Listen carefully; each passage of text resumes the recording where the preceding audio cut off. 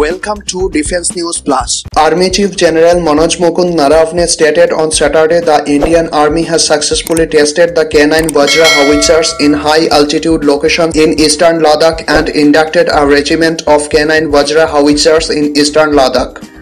100 K9 Vajra howitzers have been deployed into the force and plans are being made to procure more of these guns.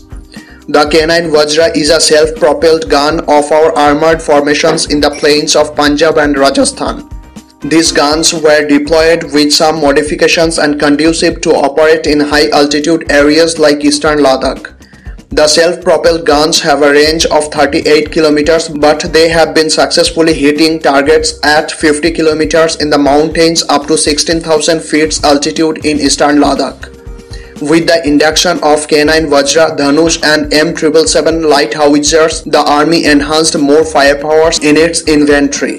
Next update, the fourth vessel of the 5 Coast Guard offshore patrol vessel project was delivered to the Indian Coast Guard on 30th September.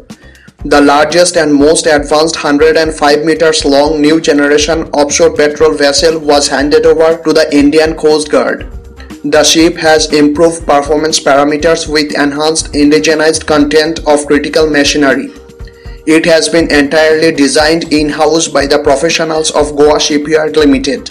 The offshore patrol vessel will form a formidable part of the Indian Coast Guard fleet and will be used for protection of the exclusive economic zone of territorial waters of the nation. The vessels are fitted with the most modern and technologically advanced machinery and computerized control systems made the vessel most advanced in service with the Indian Coast Guard. Next update, the maiden sea trials of the indigenous aircraft carrier INS Vikrant have progressed very well and the second phase of the trials are expected to begin by the end of October with the third phase planned in December. INS Vikrant is expected to be delivered to the Navy in April and likely to be commissioned in August 2022 during the celebration of 75 years of independence. Work is underway on the aviation complex of the carrier for which a Russian team is here. During the maiden sea trial in last August, Vikrant's performance including hull, main propulsion, power generation and distribution and auxiliary equipment were tested. The results were extremely satisfactory and the engines showed 100% performance and some issues which had come up were being addressed. INS Vikrant has been built by Kochi Shipyard Limited, which is 262 meter long, 62 meter wide and 59 meter high including the superstructure and has come more than 76% indigenous content. There are 14 decks including 5 decks in the superstructure and over 2,300 compartments designed for a crew of around 1,700 people with separate accommodation for women officers. With sea trials of Vikrant, plans are afoot for the trials of the fighter jets in the fray for the tender. The aircrafts likely to be tested are Boeing F-18 Super Hornet, Dassault Aviation Rafale and Saab Gripen E.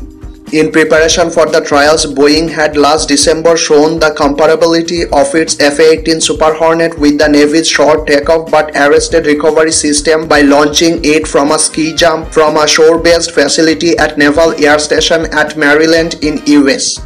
The underdeveloped twin-engine deck-based fighter is progressing well and the first flight is planned in 2026. The Navy is working closely with the DRDO and the Aeronautical Development Agency on this project. Next update, the Defense Research and Development Organization is all set for an experimental test of India's first long-range land attack indigenous technology cruise missile from a defense facility of Orissa coast next week. Preparations are underway at the Integrated Test Range for the test. NOTAM has already been issued for the launch of an experimental flight vehicle over the Bay of Bengal between 6 to 8 October. The missile is supposed to be test-fired on Wednesday. As the missile is expected to travel more than 700 km, the tracking systems have already been positioned to capture data. The indigenous technology cruise missile with the new Manik engine was first tested on 11th August. The mission was a partial success. The faults in the system have been sorted out and the scientists are working hard for the maiden full-range testing of the missile. The DRDO has started design modifications to develop the missile for all 3 services. The land attack version will be inducted in the armed forces after a couple of user trials. The cruise missile will supplement the Indo-Russian joint venture supersonic cruise missile BrahMos. It has a strike range of 1000 km and is capable of loitering and cruising at 0.7 Mach at an altitude as low as 100 meters. That's it for today.